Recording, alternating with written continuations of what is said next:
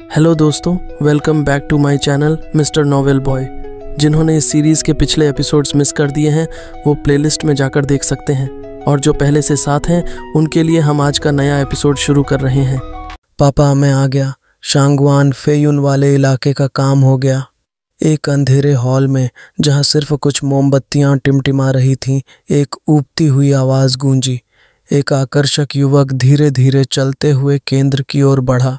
वही beast king जिसने शांगवान फेयुन से 300 से ज्यादा बार भिड़ंत की थी। हैं? पापा फिर नहीं हैं।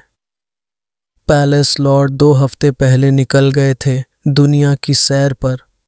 एक गहरी और सधी हुई आवाज आई और अंधेरे से एक मूंछों वाले मध्यवयस्क आदमी मुस्कुराते हुए बाहर आए। यंग सांझी, चूंकि शांगवान फेयुन की तरफ का काम निपट गया, अब मेरे पास तुम्हारे लिए एक और मिशन है। थोड़ी मुश्किल जरूर है, मगर निपटाना पड़ेगा। गुसानतोंग ने ऊबते हुए हाथ हिलाया। प्लीज अंकल डोंग, अभी तो लौटा हूं और ना पापा से मिला ना कयाओएर से। क्या आपको पता है वो कहाँ गए हैं? उस मोमबत्ती की हल्की रोशनी में जो चेहरा झलक रहा था वो सीरीन शोर्स ट्रेडिंग के चेयरमैन वू रैंडोंग का ही था, बस ज्यादा परिपक्व, शांत और अनुभव से परिपूर्ण। बाहर की दुनिया में तुम डेविल पैलेस के 5 दार्मा किंग्स में से एक हो, पैलेस लॉर्ड से बस एक पायदान नीचे। तुम्हें मुझसे ज्यादा पता होना चाहिए कि वो कहाँ हैं, और फिर निजी रूप में तुम पैलेस लॉर्ड के बेटे हो तो और भी ज्यादा। सच है, मैं ज्यादातर बार जानता हूँ पापा कहाँ जाते हैं। या तो वो क्षितिज की ओर देख रहे होते हैं, नॉर्थ सी के किनारे माँ के लिए शोक में होते हैं, या साधना में होते हैं। ओह हाँ, सॉर्ड शैक, ताली बजाते हुए सांतोंग हंसा। मैं वहीं जाता हूँ। रुको, ये सॉर्ड शैक क्या है और मेरा काम क्या? भागते हुए रुका तो चेहरा एकदम गंभीर था। अंकल डोंग, आप भले ही निजी रूप में मेरे बड़े हों, लेकिन सार्वजनिक रूप में मैं आपका सीनियर हूँ। ऐसे में क्या ये ठीक होगा कि आप मुझे टास्क सौंपें? पैलेस लॉर्ड ने मुझे 2 दर्मा किंग्स को आदेश देने का अधिकार दिया है, वो रैंडोंग ने आदर से कहा। पैलेस लॉर्ड कहते हैं तुम अब बड़े हो चुके हो और काफी ताकतवर हो। अब तुम्हें काम सौंपा जा सकता है ताकि कुछ गड़बड़ करने से पहले तुम पर नजर रखी जा सके। अरे अंकल डोंग, पिछले 100 साल से हम साथ हैं, बताइए कभी मैंने कोई गड़बड़ की? पैलेस लॉर्ड कहते हैं तुम मुसीबत को अपने आप खींच लाते हो। सांतोंग का चेहरा ऐंठ गया। वो गुस्से में घूरता हुआ बाहर निकलने लगा। मैं खुद पापा से बात करूंगा, पूछूंगा उन्हें ऐसा क्यों लगता है। जरूरत पड़ी तो 2-4 घूंसे भी खाने देने पड़ेंगे। रुको, भागने की मत सोचो। वो रैंडोंग ने उसका हाथ पकड़ लिया और गहरी सांस ली। ठीक है, अगर तुम्हें इतनी जिद है तो मैं किसी और को भेज देता हूँ। मुझे पता है कि तुमने शांगवान फेयुन वाला काम भी बस अपने पुराने बदले की वजह से लिया था। Uncle Dong, you are the best. इतना खुश मत हो, बस एक काम कर दो मेरे लिए। बोलिए, बस ऐसा ना हो कि मुझे कहीं बैठकर आधे साल तक बोर होना पड़े। वो रैंडोंग की आंखों में पीड़ा उतर आई। पैलेस लॉर्ड से पूछो कि हम सॉर्ड स्टार एम्पायर के खिलाफ कब कदम उठाएंगे। हर बार जब मैं सवाल करता हूँ वही जवाब मिलता है, अभी समय नहीं आया, इंतजार करो। तो फिर इंतजार करो, पापा के पास इसकी वजह जरूर होगी। तुम उन्हें मानते हो ना? पैलेस लॉर्ड पर भरोसा है, पर अब थक चुका हूँ। वो रैंडोंग के हाथ कांपे। 100 साल से मेरा कुल खदेड़ा जा रहा है। जब तक ये नफरत मुझ में जिंदा है मैं साधना में कभी मन नहीं लगा पाऊंगा। गुसानतोंग कुछ देर तक गंभीरता से देखता रहा, फिर कंधे पर हाथ रखा। पापा झूठ नहीं बोलते, उनका कहना है सबसे सही वक्त आने दो, और सिर्फ सॉर्ड स्टार नहीं, हम भी तो लगातार मजबूत हो रहे हैं। ठीक है, पूछ लेना एक बार। वो रैंडोंग ने धीरे से सिर हिलाया। पक्का, अब मैं निकलता हूँ। गुसानतोंग मुड़ा मगर जाते जाते हंसते हुए बोला, वैसे अंकल डोंग, एक बात याद रखना, पैलेस लॉर्ड की लोकेशन ढूंढना नियम के खिलाफ है। लेकिन मैं कुछ नहीं कहूंगा, बदले में एक उधारी रख लो, ही। और वो चला गया। वो रैंडोंग अकेले खड़े रहे। गहरी उदासी आंखों में उतर आई। एक महीना बाद पश्चिमी सीमाओं और केंद्रीय इलाके के बीच की सीमा पर बसा एक कस्बा सोडफॉल। यहाँ जनसंख्या कम थी और इसका इलाका इतना गुमनाम था कि युद्ध की आहट तक नहीं पहुंचती। पर जब एक व्यक्ति वहां आया, सब बदल गया। न कोई जानता था वह कौन था, न कहां से आया। लोग उसे अंधा तलवार साधक कहने लगे। उसकी आंखों पर हमेशा एक सफेद पट्टी बंधी रहती, फिर भी उसकी शिल्पकला चमत्कारी थी। दूर दराज से आए बड़े बड़े रिफाइनिंग मास्टर्स भी उसकी आधी झलक के बाद ही हार मान जाते। उसने अब तक केवल स्पिरिचुअल सोर्ड्स को तराशा था और इसी ने उसे सोर्ड स्मिथ की उपाधि दिलाई। उसकी उपस्थिति ने इस छोटे से गांव का नाम तक बदल डाला। जितने भी तलवार बनाने वाले आते, सब उसकी तलवार के सामने फीके पड़ जाते।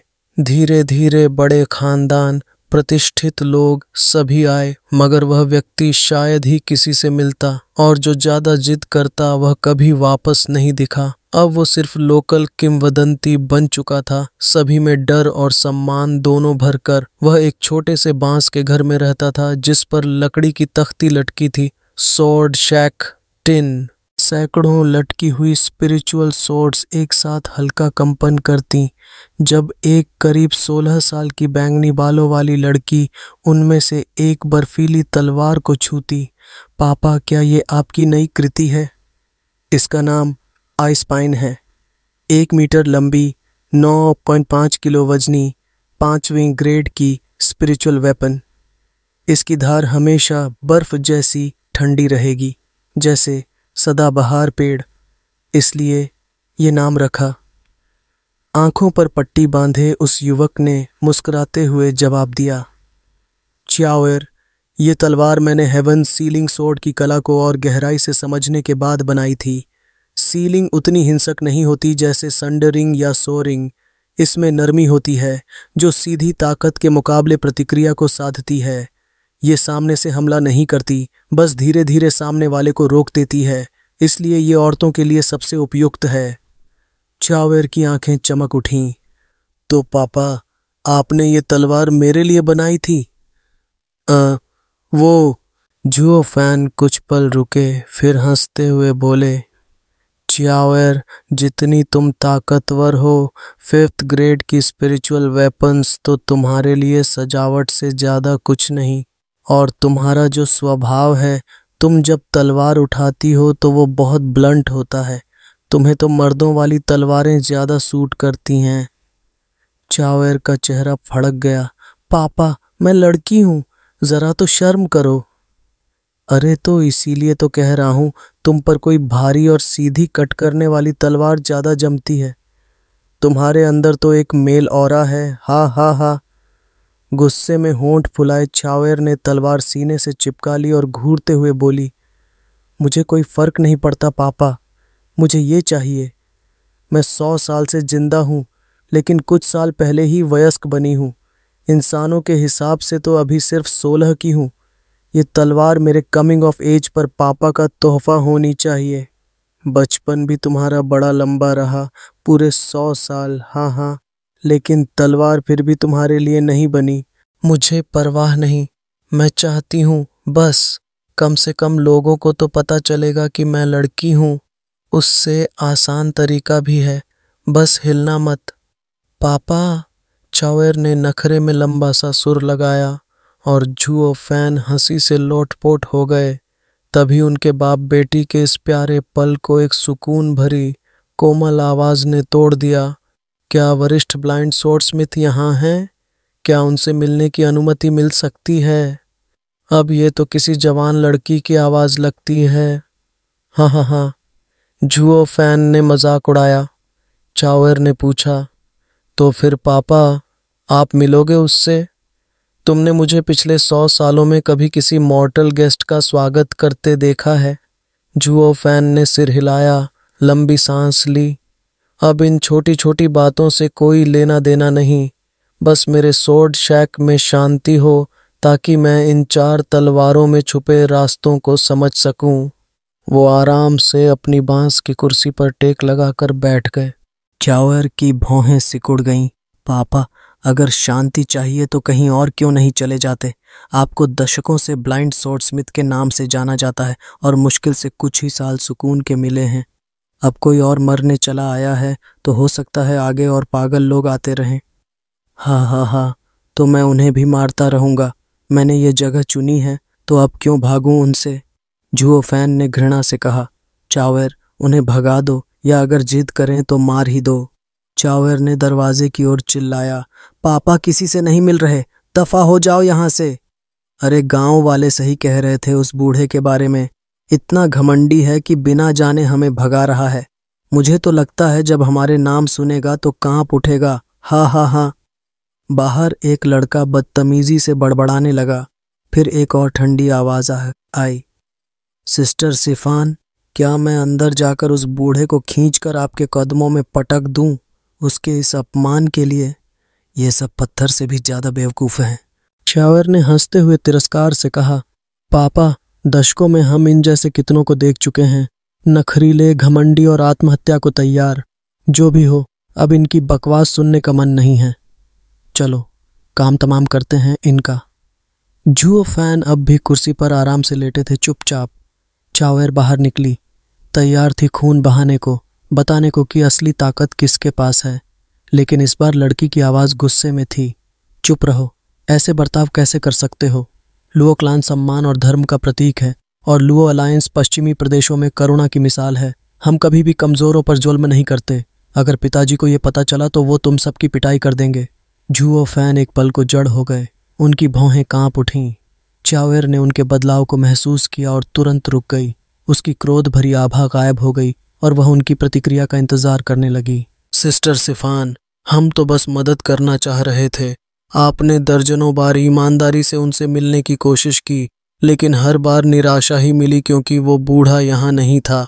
अब जब वो है तो इतना घमंडी है कि मिलना तक नहीं चाहता, जैसे कोई जाहिल हो।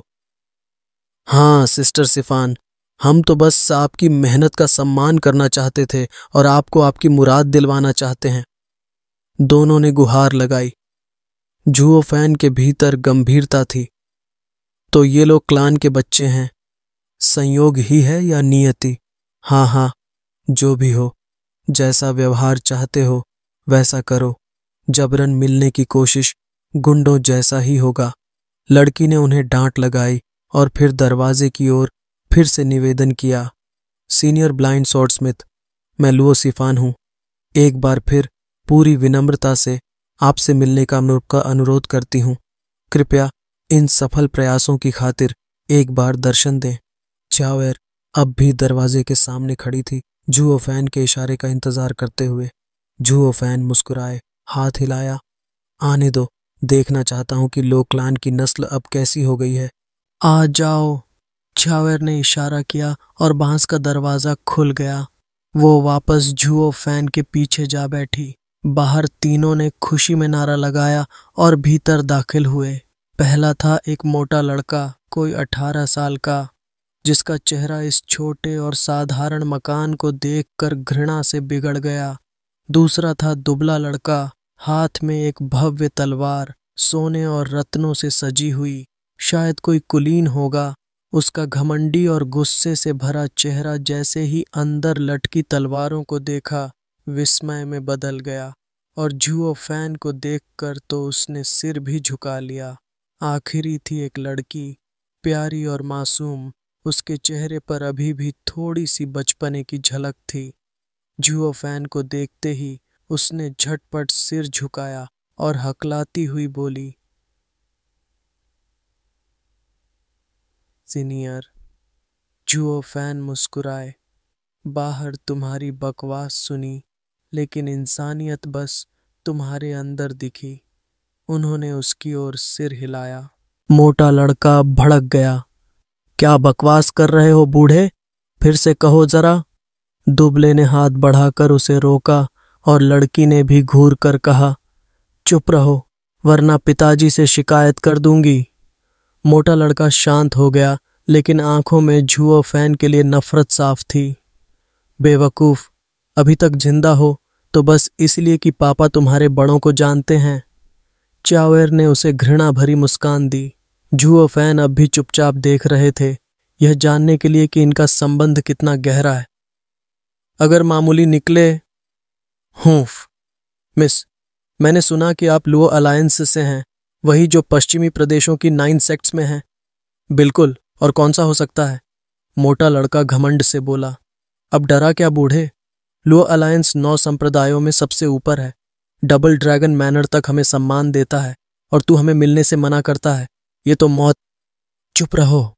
लड़की ने उसके पांव पर जोर से मारा और वह चीख उठा। चेतावनी को नजरअंदाज कर रहे हो क्या? सीनियर, कृपया हमें माफ कर दीजिए। मैं लुओ सिफान हूँ, अलायंस लीडर लुओ युनहाई की बेटी। ये मेरे दोस्त हैं। मैं आपसे निवेदन करती हूँ कि हमारे अभद्र व्यवहार को नजरअंदाज करें। उसने फिर हाथ जोड़कर झुककर अभिवादन किया। जुओ फैन एकदम शांत हो गए। फिर सिर झुकाकर सोचा, लुओ सिफान, जैसे लो मिसेस फैन। तो तुम हो लुओ अलायंस की युवती। तो ये दोनों मूर्ख कौन हैं? तू किसे मूर्ख कह रहा है बूढ़े? दोनों चिल्लाए। जुओ फैन बोले, तुम दोनों को। क्यों मारोगे मुझे? तू देख तो। दोनों गुस्से में थे, लेकिन सिफान के सामने खुद को रोके हुए थे। फिर भी बोले, हम मूर्ख नहीं लगते। और मैं बूढ़ा लगता हूं? लोग कहते हैं तू बूढ़ा है, तो लोग कहते हैं तुम मूर्ख हो। कौन? कौन? गांव वाले, चियाओएर। अब जुओ फैन और दोनों लड़कों में बहस छिड़ गई। वे गांव वालों का हवाला दे रहे थे और जुओ फैन चाओएर को गवाही बना रहे थे। अगर लोग कहते हैं तुम कुछ हो, तो चाओएर जो और लोग हैं, अगर तुम्हें मूर्ख कहती है तो तुम हो। दोनों की नसें चटक गईं, चेहरों पर गुस्सा और शर्म थी। लुओ सिफान हंसने लगी। सर सीनियर, पहली बार देखा किसी वरिष्ठ को कनिष्ठ से बहस करते हुए, और मैंने पहली बार इतने बदतमीज कनिष्ठ देखे हैं। बोलो, तुम्हारा नाम क्या है? कहीं ये तो नहीं कहने वाले कि अलायंस हेड भी तुम्हारे ही पिताजी हैं? जुओ फैन गरजा। उसकी आवाज में हल्की चिढ़ थी। नॉट एग्जैक्टली, मतलब ठीक ठीक नहीं, दोनों ने एक साथ कहा। फिर फौरन शर्मा कर एक नज़र लुओ सिफान की ओर डाली, जो उन्हें घूर रही थी, जैसे कह रही हो, एक शब्द और बोला तो मैं खुद खींचकर बाहर फेंक दूंगी। जुओ फैन ने भौहें सिकोड़ लीं। फिर जैसे कुछ समझने की कोशिश करते हुए बड़बड़ाया, तो मतलब है या नहीं? हाँ, मेरी आंखें अब पहले जैसी नहीं रहीं, माफ करना। उसने गला साफ किया और बोला, कहते हैं जोड़ी बराबरी वालों की होनी चाहिए। तो तुम दोनों खुद को क्या समझते हो जो इतने हक से खड़े हो? जो तो हम्फ, you're really blind old coot। तुम सच में अंधे हो बूढ़े। अगर जानते होते कि मेरे पापा कौन हैं तो ये सवाल पूछते ही नहीं। वो मोटा लड़का अपनी नाक हवा में गाड़ कर बोला, जैसे पूरी दुनिया उसकी जेब में रखी हो। सुनो, मेरा नाम लॉन्ग जॉनसन है।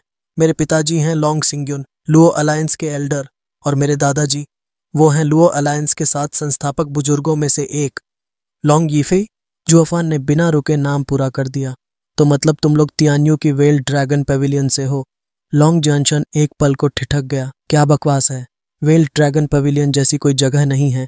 मैं तो लुओ अलायंस के एल्डर की बात कर रहा हूँ, लॉन्ग जॉनसन। लुओ सिफान ने धीरे से बीच में कहा, पापा ने एक बार बताया था तुम्हारा लॉन्ग क्लैन पहले वेल ड्रैगन पेविलियन में था, फिर बाद में वो लुओ अलायंस में शामिल हुआ। सच में?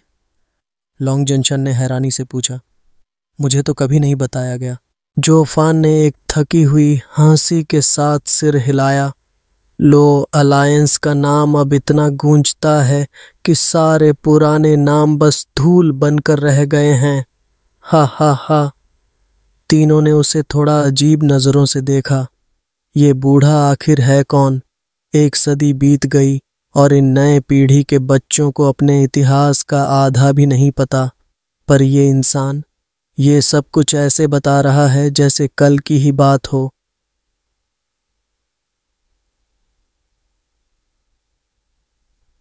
जुओ फैन एक रहस्य बन चुका था उनके लिए।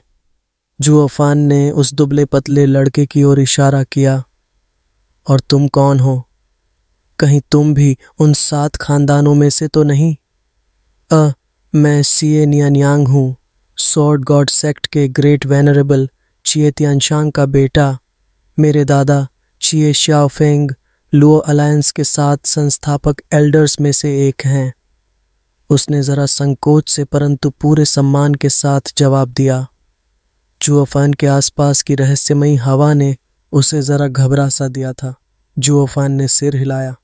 तो तुम हो सॉर्ड मार्किस अबोर्ड के वंशज नियान्यांग, यानी मिसिंग यांग, है ना? बताओ, तुम्हारे चाचा सीए तियान्यांग कैसे हैं? क्या उनके कोई बच्चे हैं? सीनियर, पिताजी ने बताया था कि चाचा ने 100 साल पहले पहाड़ों में एकांत जीवन चुन लिया था। तब से उनका कोई पता नहीं चला। दादाजी उन्हें बहुत याद करते हैं, इसलिए उन्होंने मेरा नाम नियान्यांग रखा। 100 साल से घर नहीं आया? जुओफान ने हल्की हंसी में सिर हिलाया। आंखों में एक अजीब सी उदासी चमकी। तब तो चैन से होगा वो। हा हा हा। कितनी अजीब बात थी। दूसरों को तो किस्मत ने मौका दिया कि वो अपने चाहने वालों के साथ सुकून की जिंदगी जी सकें, और खुद जुओफान, उसे तो किस्मत ने हर सुकून छीन लिया। तीनों लड़के लड़कियां हक्के बक्के रह गए। सवालों से भरी निगाहें उसकी ओर टिकी थीं। सीनियर, क्या आप हमारे एल्डर्स को जानते हैं? हाँ, थोड़ी बहुत पुरानी जान पहचान है। जुओफान ने धीरे से मुस्कुराकर सिर हिलाया। वरना तुम्हारे जैसे किड्स को मैं मिलने देता क्या? Blind uncle, actually. लॉन्ग जियनशन हिचकिचाते हुए बोल पड़ा। Blind uncle? जुओफान ने भौहें उठाई। मुझे समझ नहीं आया आपको क्या कहूँ। गांव वाले कहते हैं आप एक ब्लाइंड स्वॉर्ड स्मिथ हो और पिताजी के करीबी भी, तो मैंने सोचा अंकल कह देना सेफ रहेगा, बुरा न मानना। लुओ सिफान ने माहौल हल्का करने की कोशिश की। अगर आपको अच्छा नहीं लगा तो बताइए ना, मैं क्या कहूँ आपको? चाओएर हंस दी। डैड, देखो कितनी फ्रेंडली है ये लड़की, बस अंकल बुलाने में गड़बड़ कर दी। रिश्ते की सीढ़ी से देखें तो लुओ युनहाई जुओफान को बड़े भाई जैसा मानते थे, तो उनकी बेटी का उन्हें अंकल कहना गलत नहीं था। बस सही शब्द शायद ग्रेट अंकल होना चाहिए था। स्टार रीडर नोट: चीनी में हर अंकल के लिए अलग शब्द होते हैं, माँ की ओर से, पिता के छोटे भाई, बड़े भाई इत्यादि। जुओफान ने बस हाथ हिलाकर सब टाल दिया। लड़की, तुम्हें नोबल फैमिली की समझा था, पर जिस तरह मुझसे चिपकने की कोशिश कर रही हो, मुझे अपना पुराना रूप याद आ रहा है। हाँ हाँ हाँ, अपने पापा पर ही गई हो। लुओ सिफान शर्म से लाल हो गई। वो पापा से नहीं, माँ से सीखा है। माँ कहती हैं कि किसी का भरोसा जीतना है तो जरा बेशर्म बनो। हमारा क्लैन भी इसी रास्ते पर बड़ा हुआ है। जुओफान ठहाका मारकर हंसा। हाँ हाँ हाँ हाँ हाँ, बिल्कुल सही। तुम्हारा क्लैन तो सच में दूसरों की पीठ पर चढ़कर ऊपर गया था, वो भी बिना शर्म के। हाँ हाँ हाँ। बीते दिनों की याद में खोकर वो मुस्कुराया। कितने बरस बाद दिल से ऐसी हंसी निकली थी। मिस, जो भी कहना है कहो, जहां तक मुझसे होगा मदद करूंगा। लुओ सिफान झुक कर बोली। Thank you uncle. सच कहूं ब्लाइंड अंकल, 2 महीने बाद मेरे पापा का ग्रैंड बर्थडे है। मैं उन्हें कुछ खास गिफ्ट देना चाहती हूँ, पर उनमें तो कुछ कमी नहीं है। फिर यहाँ आकर सुना कि सीनियर के पास स्पिरिचुअल स्वॉर्ड बनाने का अद्भुत हुनर है, तो मैं आपसे यही अनुरोध करने आई हूँ। जुओफान ने उसकी श्रद्धा देखकर सराहा। काफी समर्पित बेटी हो, एक गिफ्ट के लिए इतना सब कर रही हो। लेकिन फिर झुंझलाकर बोला, वो लड़का अब बुढ़ापा एंजॉय कर रहा है, और मेरा क्या? डोंग। तीनों के चेहरे ऐसे गिरे जैसे जमीन पर गूंजते पत्थर हों। What the hell? ब्रैट? तू लुओ अलायंस लीडर को ब्रैट कह रहा है? ये बंदा है कौन? इस पूरी दुनिया में लुओ युनहाई को ब्रैट कहने का हक सिर्फ एक को था, जुओफान, और उस ब्रैट को कोई ऐतराज नहीं था। लुओ अलायंस के पुराने एल्डर्स जानते थे कि जुओफान की सीनियरिटी का कोई मुकाबला नहीं, वो कुछ भी कहे, उसे टोकने की हिम्मत किसी में नहीं थी। पर इन तीनों को अलायंस का असली इतिहास कभी बताया ही नहीं गया था। चाओएर खिलखिलाई। डैड, जलन हो रही है क्या? चाहो तो हम भी तुम्हारा ग्रैंड बर्थडे थ्रो कर दें। जुओफान ने आंखें घुमाई। बस करो, मैं अभी बूढ़ा नहीं हुआ हूं। पर सोचो, उसने मुस्कुराकर कहा, जब युनहाई से पहली बार मिला था वो तो अभी डायपर में था। हा हा हा। तीनों के चेहरे फड़क उठे। वेट, तब से जानता है? तो क्या ये कोई कोर एल्डर है? पर कैसे? ये तो एक हर्मिट है और प्रोफाउंड हेवन स्टेज के सिर्फ 5वें लेयर में है। रुको, 100 साल बाद भी अभी भी बीसियों जैसा दिख रहा है। उन्हें बस गांव वालों की बातें याद थीं कि ये बंदा यहां दशकों से रह रहा है। बाकी सब एक पहेली थी। जुओफान ने उनके भोले भाले चेहरों को देखकर हंसते हुए कहा, मिस, तलवार चाहिए तो चुन लो। Thank you blind uncle. लो सिफान खुश होकर मुस्कुराई और चिए न्यान्यांग को खींच ले गई। तुम्हारा क्लैन तो स्वॉर्ड्समैनशिप में बेस्ट है। चलो कोई परफेक्ट गिफ्ट ढूंढते हैं पापा के लिए। Leave it to me sister सिफान।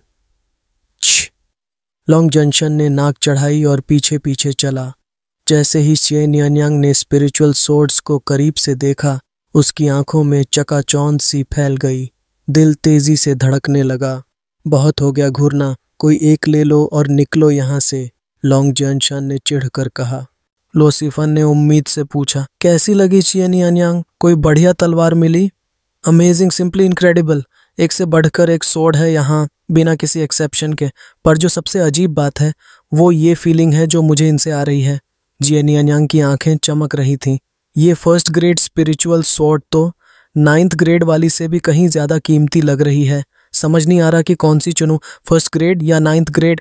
Obviously 9th grade ही लोगे। कोई फर्स्ट ग्रेड की मामूली तलवार क्लैन हेड को गिफ्ट देगा क्या?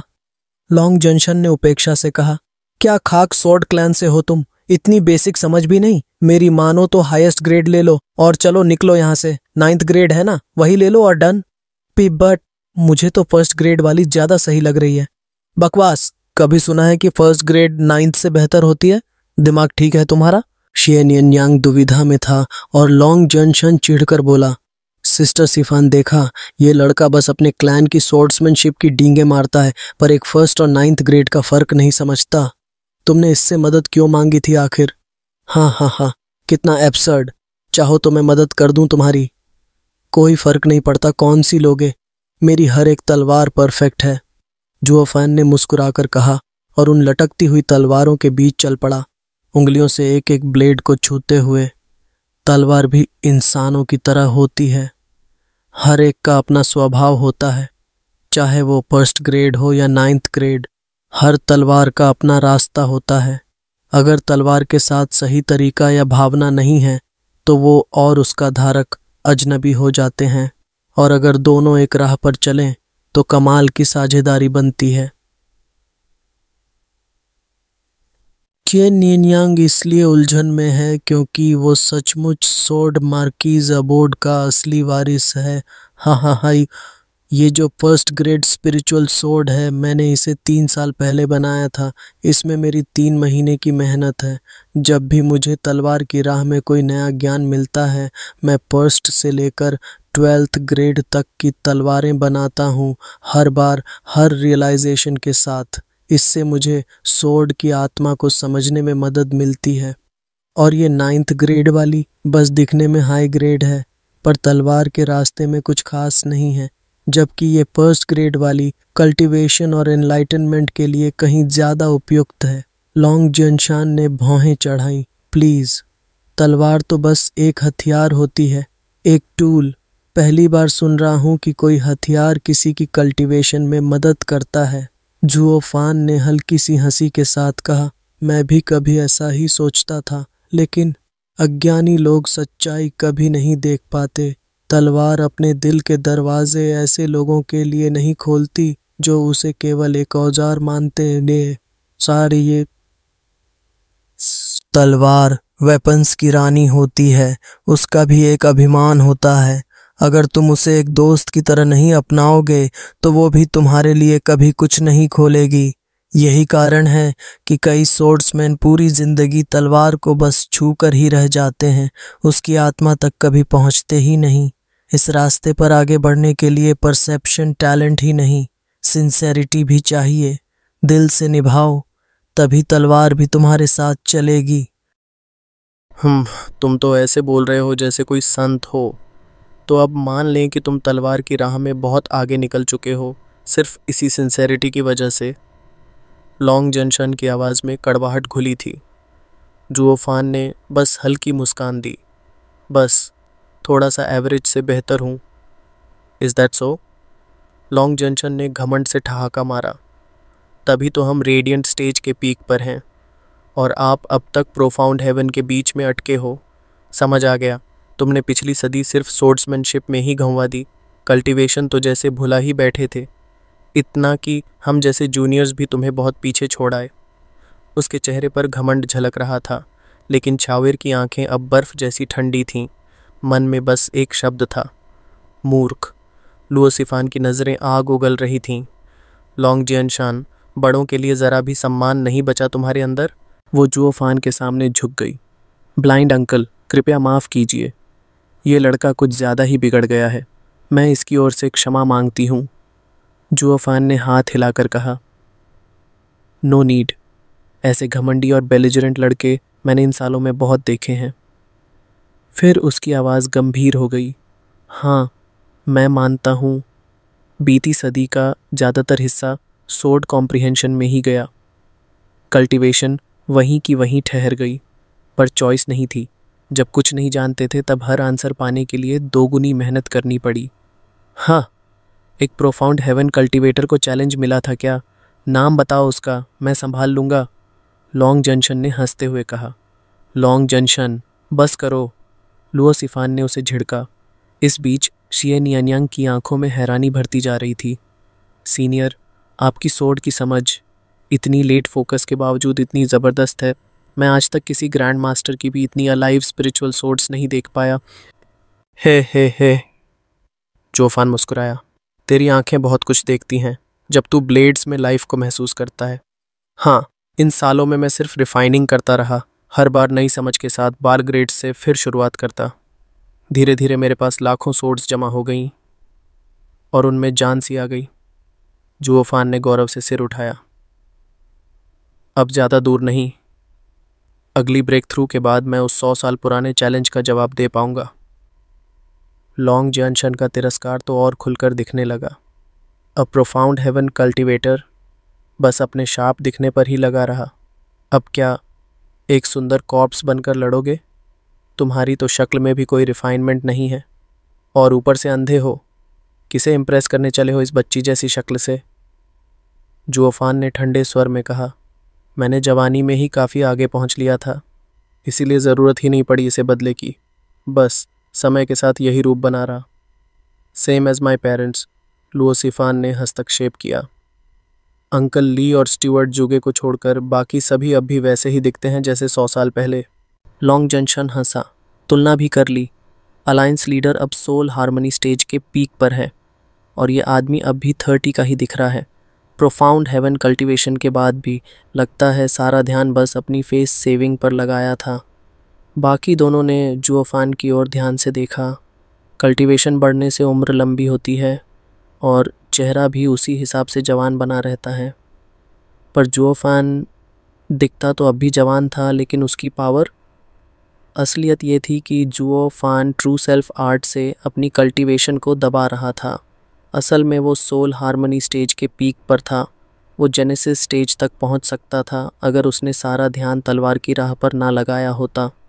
ब्लाइंड अंकल, लुओसिफान ने मुस्कुराकर कहा, लॉन्ग जंशन का मुंह ज़रूर गंदा है, पर बात कहीं कहीं सही भी लगती है।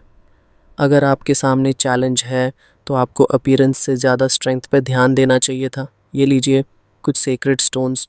उसने अपने रिंग से निकाले ही थे कि जुओफान ने शांत स्वर में कहा, दाव दिल से आता है, कल्टीवेशन से नहीं। राह कोई भी हो, सच्ची इंस्पिरेशन एक पल में आती है। अगर उस पल को खो दिया तो वो दोबारा नहीं लौटता। कल्टीवेशन तो फिर भी रिसोर्सेज और समय से हो ही जाता है, पर जो तलवार की राह समझता है वही असली दूर तक जा सकता है, वरना तो बस वहीं का वहीं दौड़ता रहेगा। क्या हक है एक प्रोफाउंड हेवन कल्टीवेटर को हमें प्रीच करने का। लॉन्ग जियानशन ने मुंह चिढ़ाया, पर बाकी दोनों अब थोड़े हिल चुके थे। तिंग, जुओफान की हथेली में नीली रोशनी चमकी और एक एज्योर लॉन्ग सोर्ड प्रकट हुई। उसकी ऑरा इतनी तीव्र थी कि तीनों शिष्य दंग रह गए। टी दिस एवर ब्लू, लंबाई 8.80 मीटर, वजन 4.9 किलोग्राम, शुभ अंक 9 का प्रतीक, अपनी श्रेणी में सर्वोत्तम। तुम्हारे पिता अलायंस लीडर का हृदय न्यायी है, उनमें एक राजसी आभा है पर कोई दमन नहीं। एवर ब्लू उन्हें दुनिया से जोड़ेगा, उनके डाउ हार्ट को और ऊंचाई देगा। ग्रेस और बेनेवलेंस की राह पर यही सबसे उत्तम तलवार होगी उनके लिए। जुओफान ने तलवार पर उंगली चलाई और लुओसिफान की ओर बढ़ाई। सालों बाद मिल रहे हैं, तो ये मेरी ओर से उनके ग्रैंड बर्थडे पर भेंट होगी। तीनों की आंखें बस उस एज्योर ग्लो में अटक सी गईं, यहाँ तक कि लॉन्ग जियनशन भी बोलना भूल गया। चियनयांग की आवाज़ कांप रही थी। ये तो 12th ग्रेड स्पिरिचुअल वेपन है। पांचोन लैंड्स में भी शायद ही कोई हो इतनी परफेक्ट। 12th? बाकी दोनों उछल पड़े। जोफान हंसा। मैंने कहा था ना, हर बार जब भी मुझे कोई न्यू इंसाइट मिलती है मैं 12th ग्रेड से फिर शुरू करता हूँ। बस अब ये तुम्हारा हो सकता है। जोफान ने तलवार को हल्के से उछाला। लुओसिफान ने उसे झपट कर सीने से चिपका लिया, जैसे वो कोई टूटी हुई याद हो जिसे फिर से जीने का मौका मिला हो। तभी एक जेंटल विंड उठा, तीनों को धकेलता हुआ झोंपड़ी से बाहर कर दिया। जुओफान की आवाज़ उनके कानों में गूंज गई। अपने पिता से मेरा जिक्र मत करना और फिर कभी मत आना, हम अलग युगों के लोग हैं। पैम। दरवाज़ा ज़ोर से बंद हो गया। तीनों वहीं खड़े कांपते रहे। कुछ समझ नहीं आया। फिर उनकी नज़रें फिर से उस तलवार पर टिक गईं। हर पल उसके लिए उनका औ बढ़ता जा रहा था। एक प्रोफाउंड हेवन कल्टीवेटर हमें 3 रेडिएंट स्टेज कल्टीवेटर्स को यूं कैसे धकेल सकता है? ये तो असंभव है। दिल भारी हो गया। लुओसिफान ने झुककर कहा, सीनियर, इस महान उपहार के लिए आभार। मैं इसे कभी नहीं भूलूंगी। अब मैं विदा लेती हूँ और वादा करती हूँ कि एक दिन इस फेवर का बदला ज़रूर चुकाऊंगी। तीनों लौटने लगे। आज वो अपने मकसद में सफल हो गई थी। ऐसा रेयर ट्रेजर मिला था कि उसका पिता जन्मदिन पर खुशियों से फूला न समाएगा। चावेर, अब हमें भी निकलना चाहिए। जुओफान ने लंबी सांस भरी।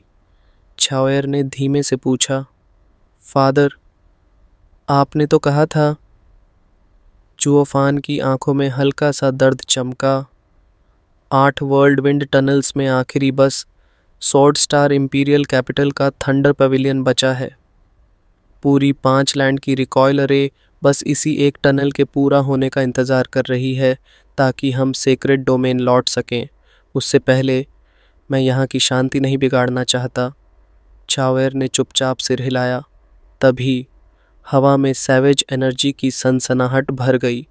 चारों ओर का माहौल कांपने लगा, मानो कोई हिंसा की भूखी आत्मा जाग उठी हो। चावेर चौंकी। ऐसी ब्लड लस्ट सिर्फ किसी हत्यारे की हो सकती है। इतनी शांत जगह में कोई ऐसा क्यों आएगा?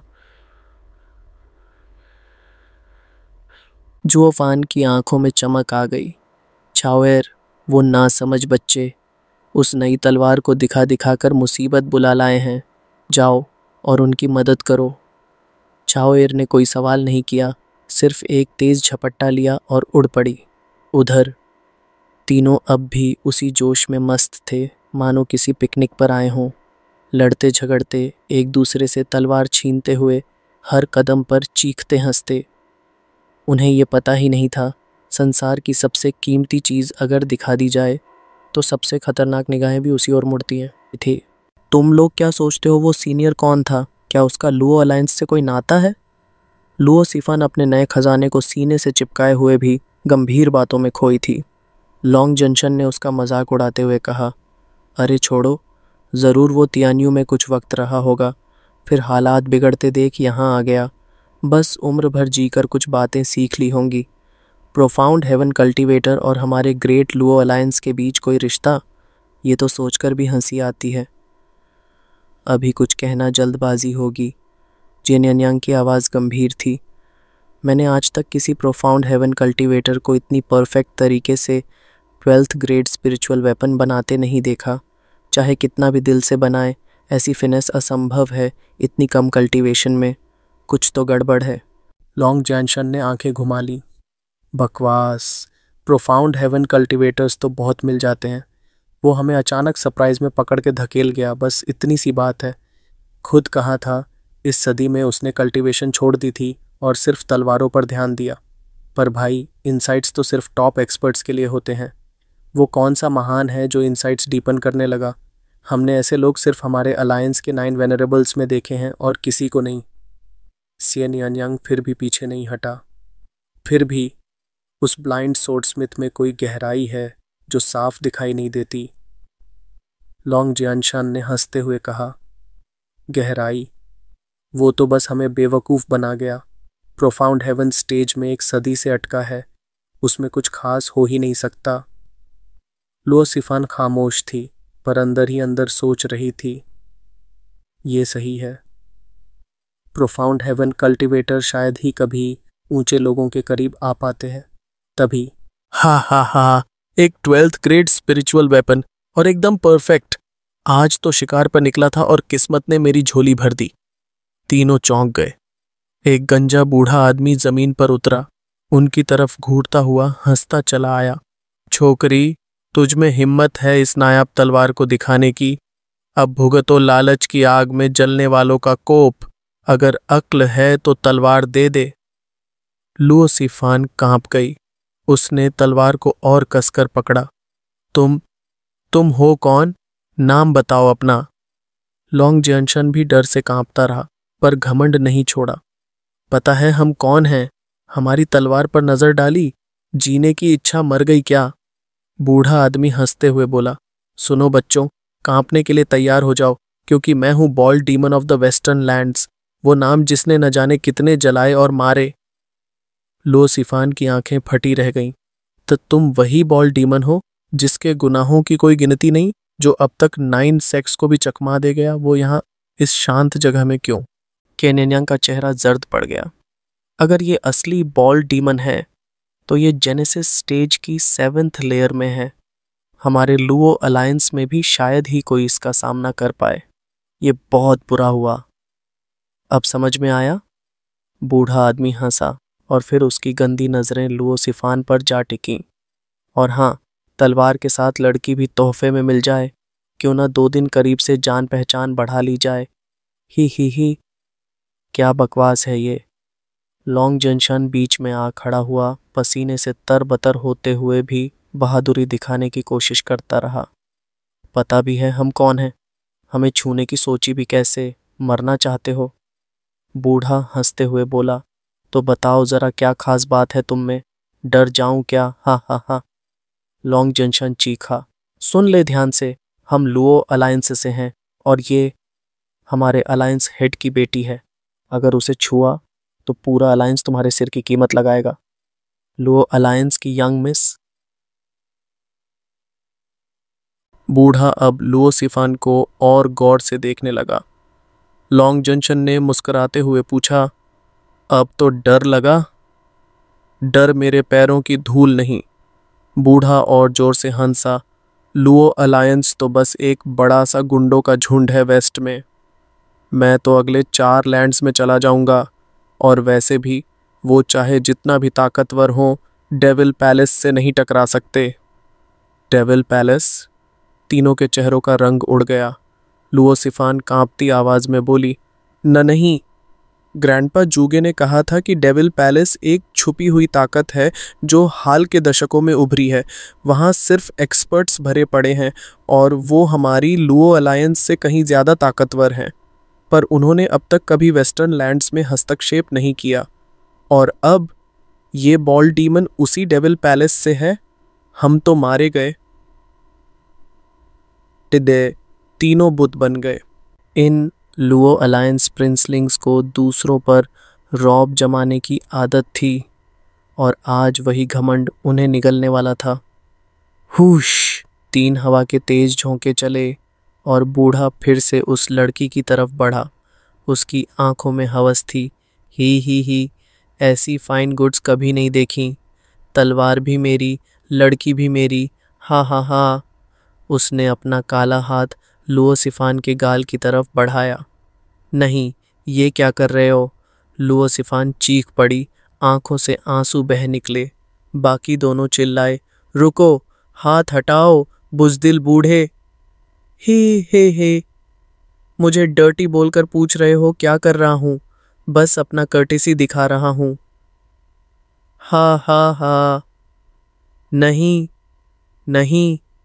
लो सिफान की चीखों में बेबसी थी। उनके दोस्त खून भरी आंखों से सब देख रहे थे, पर जेनेसिस स्टेज के सामने उनका शरीर हिल भी नहीं पा रहा था। पा! एक जोरदार तमाचा हवा चीरता आया। बॉल्ड डीमन दूर जा गिरा। खून थूकता हुआ लड़खड़ाता उठा और दहाड़ा, कौन था वो? तीनों चौंके। अब उनका शरीर फिर से हिल सकता था। उनकी आंखें फटी की फटी रह गईं। एक बैंगनी बालों वाली लड़की उनके सामने खड़ी थी। उसकी आंखों में बर्फ सी ठंडक थी। वो छावेर है। तीनों खुशी से चिल्लाए। किसी ने उन्हें बचा लिया था।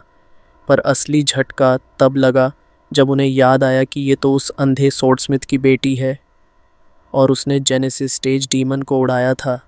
ये लड़की आखिर है कौन? छावेर ने उनकी विस्मित आंखों की तरफ ध्यान नहीं दिया। उसने बस ठंडी आवाज में कहा, भाग जा यहाँ से। बूढ़ा चीख पड़ा, तू जानती नहीं मैं कौन हूँ जो बीच में आ रही है? उग! बॉल डीमन उस वार से बौखलाया हुआ था। कुछ बोलने ही वाला था कि अचानक उसकी आंखें ठिठक गईं। उसने वो बैंगनी रंग की चिड़िया का प्रतीक देखा। उसके होश उड़ गए। पूरा शरीर कांपने लगा और होंठों से टूटी फूटी आवाज निकली, तो तुम स्पैरो। छावेर की आवाज अब ठंडी नहीं, बर्फ से भी ज्यादा सख्त थी। मैंने कहा था भाग जा। क्या कानों में सुनाई नहीं देता? या यहीं मरने का इरादा है? सूरज की किरणों में वो चकमकती स्पैरो टोकन एक दिव्य चेतावनी की तरह चमक रही थी और छावेर की आंखों में तो जैसे जानलेवा तूफान समाया हुआ था। बूढ़ा एक गहरी घूंट लेकर कांपता हुआ झुक गया और फिर एक पल भी गंवाए बिना वहां से भाग गया। भागा नहीं, जान बचाकर रेंगता हुआ भागा। तीनों ने देखा उसकी पीठ पसीने से तरबतर थी। वो इतनी तेजी से भागा जैसे उसकी जान पीछे से खींची जा रही हो। तीनों अभी भी उस जगह पर खड़े थे, अपनी जगह से हिल भी नहीं पा रहे थे। ये सच में हुआ। उस जेनेसिस स्टेज के राक्षस को इस लड़की ने एक झापड़ में उड़ा दिया और फिर सिर्फ एक प्रतीक दिखाकर भगा दिया। आखिर ये लड़की है कौन? और उस अंधे सोर्डस्मिथ की बेटी? प्रोफाउंड हेवन में अटका हुआ वो, फिर उसकी बेटी में इतनी ताकत कहाँ से आई? छावेर ने पीछे मुड़कर भी नहीं देखा, जैसे कुछ हुआ ही न हो। लुओ सिफान ने झट से कदम बढ़ाए। रुको प्लीज। छावेर ने रुककर सिर घुमाया। क्या? लुओ सिफान ने जल्दी से कहा। तो धन्यवाद मिस, आपने हमारी जान बचाई। मैं कभी नहीं भूलूंगी। हाँ, मुझे कुछ खास मतलब नहीं है। छावेर की आवाज़ में न तो नम्रता थी न सहानुभूति। मैं तो बस इसलिए आई क्योंकि पापा ने कहा था। उन्होंने कहा था इन बच्चों को एक सबक दे देना। ये दुनिया बहुत बड़ी है और तुम जैसे लोग बस घमंड से भरे हुए हैं। अपनी चीज़ें ढंग से छिपाना सीखो, क्योंकि उन्हें दिखाने का तुम्हें कोई हक नहीं है। इतना कहकर छावेर पलक झपकते गायब हो गई। तीनों वहीं खड़े रह गए, मुंह खुले, आंखें फैलकर। ये कौन सी दुनिया में आ गए हैं हम? यहाँ तो हर गली में कोई वर्ल्डली एक्सपर्ट मिल जाता है, और वो अंधा सोर्डस्मिथ, वो आखिर है कौन? अगर उसकी बेटी इतनी जबरदस्त है तो पिता कैसा होगा? उनकी गर्दनें खुद ब खुद झुक गईं। उनके चेहरों पर शर्म की लाली थी और आंखों में पछतावे की आंच। हमने जोफान के साथ ऐसा व्यवहार किया, उसे नीचा दिखाया, मूर्ख समझा। और असल में हम खुद जोकर बन गए थे। ये अपमान उम्र भर नहीं भूल पाएंगे। Dad, I am back. छावेर की आवाज़ के साथ कमरे का दरवाज़ा खुला। एक चमकती मुस्कान और फिर एक मीठी चीख। ब्रदर, तुम यहाँ कैसे? जुओफान वही अपनी कुर्सी पर झूलते हुए बैठे थे और पास में गूसनटोंग जो शांत बैठा था। जुओफान ने ठंडी मुस्कान के साथ कहा, बेटी, क्या बेटा कभी अपने पिता से मिलने नहीं आ सकता? छावेर आंखें नचाते हुए बोली, अरे प्लीज़ मुझे बेवकूफ़ मत समझो। मैं जानती हूँ तुम यहाँ सिर्फ काम से भागने आए हो और तुम्हारे अंदर कुछ बदला है तो बस कद। जुओफान ने उसके सिर पर प्यार से हाथ मारा और हंस पड़े। गूसनटोंग ने गाल फुलाकर मुंह बनाया और छावेर हंसी से लोटपोट हो गई। मगर फिर जुओफान का चेहरा अचानक गंभीर हो गया। बताओ, क्या हुआ वहाँ? कौन आया था? छावेर ने कंधे उचकाते कहा, कोई खास नहीं। वेस्टर्न लैंड से एक बदनाम आदमी, बॉल्ड डीमन, आया था। उसने उन बच्चों को देखा और लालच व वासना में पागल हो गया। मैंने उसे भगा दिया, चिंता मत करो। Bold demon? जुओफान की भौहें सिकुड़ गईं। वो तो बदनाम है, हर नीच कर्म में माहिर। कोई उसका पीछा कर रहा था क्या? तभी यहाँ छिपने आया? छावेर ने सिर हिलाया। नामुमकिन है। वेस्टर्न एनवॉय का नियंत्रण बहुत कड़ा है। कोई फैक्शन बॉल्ड डीमन जैसे को छेड़ना नहीं चाहता। शायद कोई किसी नेक मकसद से उसका शिकार कर रहा हो। फिर उसने आंखें संकरी करते हुए कहा, लेकिन अभी तक कोई ऐसा संकेत नहीं मिला है।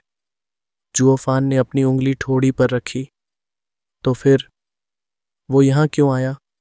छिपने नहीं आया तो शायद किसी को ढूंढने। क्या वो बच्चों का पीछा कर रहा था? छावेर ने मना किया। वो इतना संयम नहीं रख सकता। उस आदमी के लिए वासना ही पहली चीज है। जुओफान की आंखें चमकीं। तो क्या वो मेरे लिए आया था? एक अजीब सी मुस्कान आई उसके होठों पर। क्या मेरे ही आदमी अब अपने पैलेस लॉर्ड की तलाश कर रहे हैं? गूसनटोंग हक्का बक्का रह गया। पैलेस लॉर्ड की तलाश? क्या उन्हें पैलेस लॉज की भी फिक्र नहीं रही? जुओफान ने ठंडी हंसी के साथ कहा, जो सच्चे शिष्य हैं वो ये कभी नहीं करेंगे। किसी और का हाथ है इस खेल में। वो उठे और बोले, छावेर, संजी, चलो थोड़ा टहलते हैं। देखता हूँ कौन है जो मुझे देखने को इतना बेताब है। जुओफान अपने बच्चों के साथ घर से बाहर निकले। गूसनटोंग ने तभी याद दिलाया, पिता, अंकल डोंग ने पूछा था कि हमारी योजना का आखिरी चरण कब शुरू होगा। जुओफान ने मुस्कुराते हुए अपनी बंधी हुई आंखें छुईं। बहुत जल्द। इधर इंपीरियल कैपिटल के राजमहल का मुख्य सभा कक्ष बाइली जिंगशी सम्राट अपने दर्जनों मीटर लंबे गोल मेज के सिरहाने बैठे थे।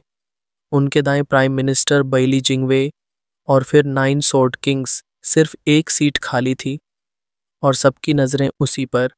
शंगवन फेयुन ने झल्ला कर कहा, क्या अब भी खुद को उत्तराधिकारी समझता है? ये कैसी बेशर्मी। थंप कदमों की धीमी गूंज। एक परिचित परछाई भीतर आई। Clap. Lone arm sword king, आखिरकार आपने हमें दर्शन दिए। आपके बिना तो सभा शुरू ही नहीं हो सकती थी। हा हा हा। शांगवन फेयुन की बात में तिरस्कार था। बाकी स्वॉर्ड किंग्स ने भी उपेक्षा भरी मुस्कानें ओढ़ रखी थीं। सिर्फ सम्राट बाइली जिंगशी ने एक भारी सांस ली।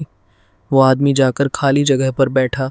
बेली जिंगतियन, जो अब क्राउन प्रिंस नहीं रहा, अब बस स्वॉर्ड किंग जिंगतियन, वो भी लोन आर्म स्वॉर्ड किंग, क्योंकि उसकी एक बांह जुओफान की आग में जल गई थी। वो अपनी खाली बांह की ओर देखता रहा। एक शाही उत्तराधिकारी, अब बस एक अपंग राजकुमार। बेली जिंगवे ने धीरे से सिर हिलाया। क्या ही प्रतिभा थी, और अब एक व्यर्थ बीज। अब जबकि 10 स्वॉर्ड किंग्स यहाँ हैं, सभा शुरू की जाए। बेली यूले ने आवाज़ स्पष्ट करते हुए प्राइम मिनिस्टर से पूछा, बेली जिंगवे, इस सभा का उद्देश्य क्या है? बाइली जिंगवे उठे। उनकी आंखों में गहराई थी। आप सबके सामने मैं स्वीकार करता हूँ, मेरी एक भयंकर गलती से इस देश में एक शताब्दी तक अंधकार छाया रहा। पर अब जब राष्ट्र फिर से समृद्ध हुआ है, हमें एक ऐसे संकट का सामना करना है जो इस पूरे साम्राज्य को निगल सकता है। सब चुप हो गए। उनकी सांसें अटक गईं। आप सबको याद है वो एक व्यक्ति जिसने वर्ल्ड वॉर के समय मेरा मान तोड़ा था?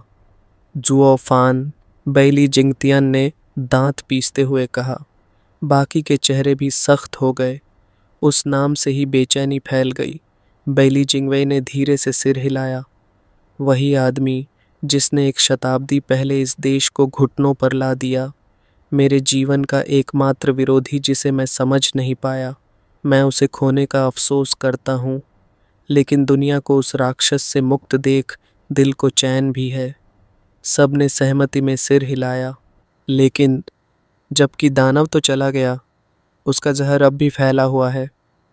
बैली जिंगवे की आंखों में चमक उभरी और उन्होंने कहा, क्या आप सबको याद है वो कहाँ से आया था? डेविल माउंटेन, बैली यूयुन की गूंजती आवाज़ ने सभा की गंभीरता और बढ़ा दी। बैली जिंगवे ने चुपचाप सिर हिलाया। हमें यह नाम खुद जुओफन के मुंह से सुनने को मिला था, मगर आज तक न हम इसकी पुष्टि कर सके न खंडन, लेकिन इसके प्रभाव को कोई नकार नहीं सकता। पिछले 100 सालों में डेविल नाम से जुड़ी कई शक्तियाँ उभरी हैं। Devil sect, devil island, devil group, devil city और जाने क्या क्या। सब एक मरे हुए आदमी के नाम का सहारा लेकर ताकत बटोरना चाहते थे। हमने एक एक को कुचल दिया, हर उस नाम को मिटा दिया जो डेविल के नाम पर झूठा दावा करता था। लेकिन बैली जिंगवे की आंखें संकरी हुईं। अब चिंता की बात यह है कि कुछ बहुत छोटी फैक्शंस जिनमें 100 से भी कम सदस्य हैं, devil gang, devil strong hold, यहाँ तक कि डेविल विलेज जैसे नाम अपना रहे हैं। ये सब नकलची भले हैं लेकिन खतरनाक है। हमने अब तक सबको कुचल डाला है, लेकिन इस लहर की रफ्तार डराने वाली है। हर कोई डेविल की उस दहशत को भुनाना चाहता है, उसके नाम से ताकत समेटना चाहता है। और यही वजह है कि हमारे देश में 100 वर्षों की उथल पुथल और बढ़ गई। लोगों का विश्वास डगमगाने लगा। कई मानते हैं कि हम डेविल माउंटेन के शिष्य से हार गए और इसलिए अब लोग उसके नाम की पूजा करने लगे हैं। यह हमारे गौरवशाली साम्राज्य की प्रतिष्ठा पर धब्बा है। शांगवन फेयुन ने आंखें तरेरी और हंसी उड़ाई। तो फिर कुछ कीड़े मकोड़े कितना शोर मचा सकते हैं? उंगली से कुचल देंगे। सबसे ज़्यादा क्या होगा, हमें थोड़ी मेहनत और करनी पड़ेगी। पर ये कीट कभी दुनिया की दिशा नहीं बदल सकते। बाकी सोर्ड किंग्स ने सहमति में सिर हिलाया। असल डेविल माउंटेन तो कहीं नहीं है। ये सब तो बस नाम के भूखे हैं। डर किस बात का? मगर बैली जिंगवे अब भी बेहद गंभीर थे। अगर ये सिर्फ कीड़े होते तो मैं आप सबको यहाँ नहीं बुलाता। असल समस्या ये है कि उनमें से एक फैक्शन असाधारण शक्ति तक पहुँच चुका है। उनका संगठन गहरा है, फैलाव शांत लेकिन भयानक। ऐसी ताकत जैसी पांचों लैंड्स ने कभी न देखी। वो एक पल रुके और फिर बम गिरा दिया। किसी ने डेविल पैलेस का नाम सुना है? सन्नाटा। हर चेहरा गंभीर हो गया। शांगवन फेयुन तक का माथा सिकुड़ गया। Devil palace? बैली जिंगवे की आवाज़ में एक सिहरन सी थी। एक गुप्त ताकत जो 100 साल पहले पनपना शुरू हुई और अब जाकर पांचों मुख्य पावर्स को दिखाई देने लगी है। इसकी गोपनीयता डरावनी है। मैंने अपने जीवन में कभी इतनी रहस्यमयी और ताकतवर परछाई नहीं देखी। कुछ को शक था, कुछ के चेहरे गंभीर थे और कुछ झिझक रहे थे, पर सब सोच में डूबे थे। बैली जिंगवे ने उनके मन की बात तुरंत समझ ली। सोर्ड किंग्स, ऐसा लग रहा है कि आप सबने अपने अपने क्षेत्रों में इस रहस्यमयी ताकत से टक्कर ली है, पर आप अब तक इसे पहचान नहीं पाए। आइए मैं आपको बताता हूँ कि असल में डेविल पैलेस क्या है। डेविल पैलेस की पहली उपस्थिति 5 साल पहले की युद्ध की शुरुआत में हुई, और वो भी बेहद रहस्यमय ढंग से। याद है उस बगावत की शुरुआत? मैंने जांच करवाई, जासूस भेजे और आखिरकार ये पुष्टि की कि सबसे पहले हमारे खिलाफ उठ खड़ी हुई ताकत डेविल पैलेस ही थी। इसके बाद जैसे पूरे देश में आग फैल गई, छोटे छोटे गुट उठे और फिर 100 वर्षों का अराजकता का काल शुरू हो गया। और जब हम इन खतरनाक तत्वों को कुचलने लगे तब डेविल पैलेस ऐसे गायब हुई जैसे कभी थी ही नहीं। हम उसे समझ भी नहीं पाए और नुकसान पहुंचाना तो दूर की बात थी। लेकिन उन्होंने रुकना तो सीखा ही नहीं था। जब हम दूसरे विद्रोहियों से लड़ने में व्यस्त थे, डेविल पैलेस उन्हीं को अपनी सेना में मिला रही थी। हमारी मेहनत से साफ किए गए कीचड़ से उन्होंने अपना किला खड़ा कर लिया। पैम! शांगवान फेयुन ने जोर से मेज पर मुक्का मारा। धत्त तेरी की! तो हम पिछले 100 सालों से इनका ही काम कर रहे थे। जिनको हमने मिटाया वो तो बस दुश्मन के हाथ लग गए। जिदर सोर्ड किंग ने चुटकी ली, पर उसकी आंखों में एक गहरी सोच थी। हमने जितनी मेहनत की, डेविल पैलेस उतना ही बढ़ता गया। ये कोई सामान्य फैक्शन नहीं, ये अलग ही दर्जे की ताकत है। बेली जिंगवे ने एक ठंडी सांस ली और कहा, डेविल पैलेस बहुत सोच समझ कर चल रहा है। 5 लैंड्स की जंग का पूरा फायदा उठाया और फिर गायब हो गया, चुपचाप पर लगातार बढ़ता हुआ। मुझे एक ख्याल आया, क्या हो अगर डेविल पैलेस असल में डेविल माउंटेन की कोई शाखा हो और उसका मास्टरमाइंड वही मरा हुआ जुओफान हो। सन्नाटा, हर चेहरे पर डर, संदेह, अविश्वास। तुम कह रहे हो जुओफान मरा नहीं है? किसी ने हैरान हो पूछा। नहीं, बेली जिंगवे ने गंभीरता से कहा, वो समुद्री दैत्य के पेट में गया था, मरा ही होगा। पर जिस तरह डेविल पैलेस के फैक्शन उभरे, उस पर उसकी छाप साफ दिखती है। उसने तो मरते मरते भी इस दुनिया को हिला दिया। शांगवान फेयुन ने गुस्से से कहा, उस शैतान ने अपनी जहरीली सांस से हमें आज भी चैन नहीं लेने दिया। खुद तो चला गया, पर जहर छोड़ गया। बेली जिंगवे ने सबके सामने एक नक्शा फैलाया, 5 लैंड्स का। ये डेविल पैलेस के डिसाइपल्स की गतिविधियों का ट्रैक है, पर इसमें कोई साफ दिशा नहीं दिखती। वो एक जगह दिखते हैं, फिर सालों तक नहीं। शांगवान फेयुन ने सुझाव दिया, शायद उन्होंने वहाँ का काम पूरा कर लिया। हो सकता है। जिंगवे ने सिर झुकाया, लेकिन इसका मतलब ये भी हो सकता है कि वो कुछ बड़ा बना रहे हैं अंधेरे में, और अज्ञात दुश्मन सबसे खतरनाक होता है।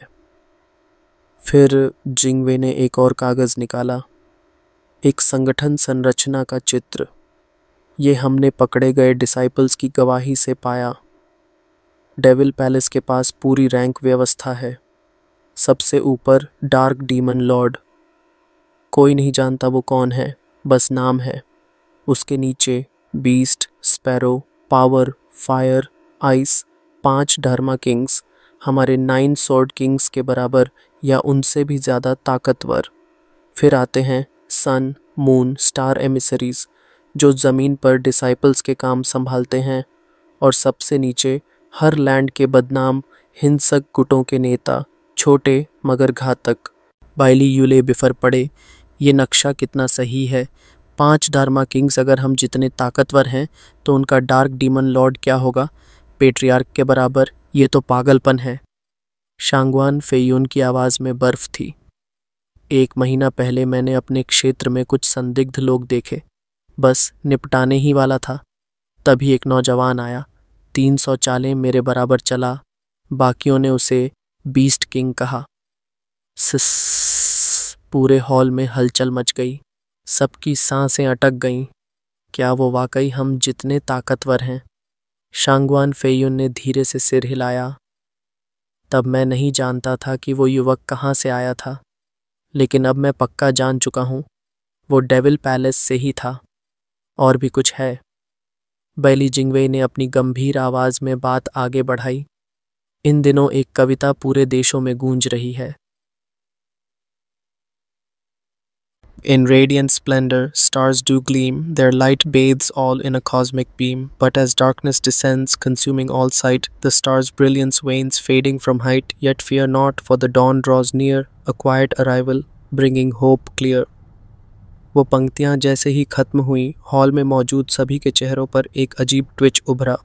उस कविता का इशारा साफ था। तुम कहना चाह रहे हो कि डार्क डीमन लॉर्ड एम्पायर की यूनिफिकेशन प्लान को ध्वस्त कर देगा? बेली जिंगवे की आवाज़ भारी थी। अंधकार सब निगल रहा है और ये लैंड्स में बड़ी तबाही लाने वाला है। ये कविता झूठ है। डेविल पैलेस की चाल है, लोगों के दिलों में डर और भ्रम फैलाने के लिए। स्वॉर्ड स्टार एम्पायर इतनी आसानी से नहीं गिरेगा, लेकिन अफवाहें लोगों की सोच को बदल देती हैं। और अगर हम डेविल पैलेस को जल्द ही ख़त्म नहीं करते तो ये कविता भविष्य बन जाएगी। बैली जिंगवे की आंखों में अब कोई संशय नहीं बचा था, बस एक सीधा आदेश, इन्हें मिटाओ। बाकी सभी स्वॉर्ड किंग्स ने सहमति में सिर हिलाया। वे अब संकट की गहराई को पहचान चुके थे। स्वॉर्ड स्टार एम्पायर की शक्ति कभी किसी से डरी नहीं थी, वजह थे ये 9 स्वॉर्ड किंग्स। पर अब डार्क डीमन लॉर्ड के उदय के साथ वो डर महसूस होने लगा था। शंगवान फेयुन ने एक पल चुप रहकर फिर पूछा, प्राइम मिनिस्टर, मुझे वर्षों से एक बात कचोटती है। इनविंसिबल स्वॉर्ड, वो आखिरी बार 100 साल पहले दिखा था, आखिर वो कहाँ गया? डेविल पैलेस की चिंता अपनी जगह सही है, पर अगर इनविंसिबल स्वॉर्ड वापस आ जाए तो उसे कोई नहीं रोक पाएगा, है ना? बाकी सभी स्वॉर्ड किंग्स भी चौंक कर उसकी तरफ देखने लगे। बेली जिंगवे के चेहरे पर एक क्षण के लिए दर्द और चिंता की लकीरें उभर आईं।